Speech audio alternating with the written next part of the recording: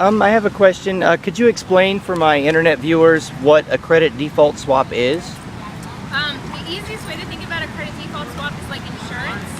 So like you have car insurance, right? You pay some premium every month. If you get in a car wreck, you get some money to replace your car. A credit default swap is sort of like an insurance company against a company going bankrupt. So the idea is I pay you a premium every month, and if the company that I have bought this credit default swap protection on goes bankrupt, you pay me some money. So the like legitimate use is I'm Hewlett Packard, I do a ton of business with IBM, maybe IBM only pays me every 6 months. If IBM were to go bankrupt and I have a huge amount of money that they owe me, right, I'm gonna lose money and I'm gonna have to fight it out in bankruptcy. So that's like, I guess, a legitimate use of a credit default swap. So it's like insurance. The reason that it's not insurance, it is not regulated like insurance. Most insurance, you have to hold some amount of reserve, right? Because if someone gets in the car wreck, you're gonna have to pay. So there's all this regulation about how much cash you have on hand to make sure that if I get in a car wreck, you can pay me my whatever, what's it called? Settlement. Settlement, okay. That is not true for credit default swaps. You don't have to have any capital. You can just write these contracts. And so at AIG, the reason AIG basically almost went under is AIG was just like, yeah, Goldman Sachs, you want protection on all these crappy mortgages? Okay, yeah, sure, I'll sell you some protection. You pay me some premiums every month, and these things will never go under, no big deal. Oh, JP Morgan, you want to do the same thing? And so they did it with all the banks, right? And they thought they were just printing money, because they didn't think any of this stuff would ever blow up. And then, of course, everything blew up, and they had no cash to pay out the contracts. Now, the real tragedy of that story is what should have happened is, so AIG was going bankrupt, right? So the government stepped in to bail them out. But the government had leverage there, right? They didn't have to pay Goldman Sachs and all these people 100 cents on the dollar, right? Because they were bailing out AIG. But they did. And so there's a lot of talk about why was that, and why did Tim Geithner do that? Why didn't he negotiate? Why didn't they give them 90 cents on the dollar or 80 cents on the dollar? That's a I want to disagree with a gentleman from DC. I think that jailing the bankers is the most elemental step. It's not a compromise or a sellout to the values of the movement. It's like step numero uno. It's like crimes were committed. And if Occupy Wall Street, with our pretty mobilized media team, PR team, messaging team, in this next phase of the movement, is what we're all here to discuss. What's jailing the bankers, or how you put it, crooks cook the books, whatever, as basically we say one of the top three. America's waiting for a message from Occupy Wall Street, and we haven't really given a new one since our basic autumn of 2011 messages, which I think they're kind of tired of hearing the same chants in the streets, and it's not really evolving. But if in an election year, you choose that as basically maybe the fundamental, maybe our one message that sinks in to the media, to the politicians, to Occupy Wall Street, the national movement, demands justice to bankers who took us down. It's pretty straightforward. I mean, our main slogan is banks got bailed out, we got sold out. So let's turn that into policy, and it seems like if we make that our concerted media push, which that's the banks obviously is, I don't see it as, we're not discussing the end of capitalism right now. We're talking about, first off, justice to those who have taken all of us down.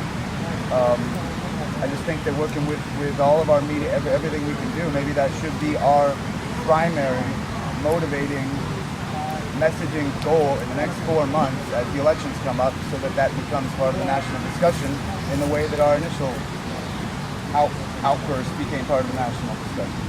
I would say let's all get behind. Just one thing real quick, I should say, and I should have said this before, for better or for worse, we try to be sensitive and not speak for Occupy when we do this stuff, because we know it is controversial. So when we did do these actions, at least in the past, we've done it as F the Banks, which is not like Occupy, right? Or we did the Schneiderman thing as the May 4th Coalition. So even though, like, when we get press, we look like Occupy, we talk like Occupy, a lot of us are Occupy, you know what I mean? So like, I guess that's just my disclaimer, is when we have done these actions,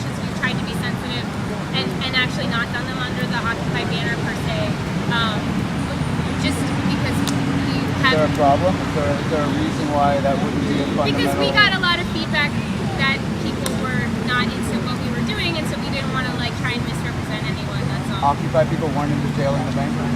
Not that they weren't into dealing the bankers, but this whole idea of working within the system, a lot of people are really turned off by, right? And this whole idea of even engaging with politicians, a lot of people are turned off by. So, and I'm not saying that we will or will not do that going forward, but I just want to throw that out there that if that is something that's a point of contention for you in your own communities, that is one way that we try to approach it.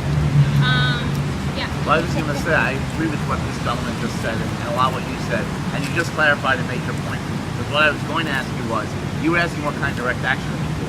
And I was going to say to you, you guys are the king of the best direct action we have, which is Occupy itself. So I realize you're not exactly the same as Occupy, but to me, everything you just said, all the everything we should do, absolutely, but then find a way to convey that communication in a main Occupy protest. So if the main occupiers, the phalanxes go out on Wall Street to Potty Park and they say, here's the petition we have, here's who we're lobbying, here's Eric Schneiderman. Everything you just said, but we put it on a list at the main Occupy protest itself. To me, we have the world's greatest platform for bringing it to the media. And I'm just wondering, is that an option? Can you take the list of what you just said and make sure it's funneled through that platform of the Occupy protest itself? In New York, it's not, I mean, I know there are a lot of New Yorkers here, so you can tell me what you think, but I feel like right now that's not feasible in New York because we no longer have we're trying to get back to it, I guess, but we no longer have like a functioning General Assembly, and in the past when we've issued statements, they kind of get consent from the New York General Assembly, so we only have two documents, the Principles of Solidarity and what's the other one? Declaration. The Declaration of the Occupation, thank you. So that's not feasible for New York right now. I'm in New York, I'll try to make it family. That's all I want to say. We need a decision-making body, and we don't really have an active one right Okay. now. I think in response to these gentlemen, I think regardless of under what banner it's under, what symbolic message gets across, whose ego it strokes, I think that jailing the bankers is going to have wide socio-economic implications. I mean, there was a study released a couple weeks ago that in Iceland, when the bankers were jailed, I mean, the economic recovery skyrocketed. Yeah. So I mean, it's not just a message; it's not just symbolic. There are actual wide implications of doing so. I just want to say something actually. I don't know why it made me think of it, but if you are someone that is interested in working within the system, not all of us are, but if you are, even above jailing the bankers, right, you would think that in a climate like this, where Occupy Wall Street sort of sprung up and had all that popular support, at least for a while, that our Congress would be smart enough not to keep deregulating and to think that maybe they can't get away with chipping away with the few protections that were added in 2010. But that's not the situation at all right now in Congress. There was this bill called Dodd-Frank in 2010. It's really long. There's like hundreds of sections. One section is called the Volcker Rule, but there's a ton more. There's a whole section of it called Title VII that's about reforming derivatives. In the House and the Senate right now, there are all of these bills basically undoing or trying to undo huge chunks of Title VII. And the way that they get away with this is sort of twofold. One, they think, oh, this is so complicated that Congress won't understand it. We'll just tell them that they have to do this or the economy will blow up. And they also think that the news won't cover it because it's too complicated. And for the most part, they've been right. A lot of these bills are really complicated. One of them's called, they have crazy names. One of them's called the Swap Execution Facility.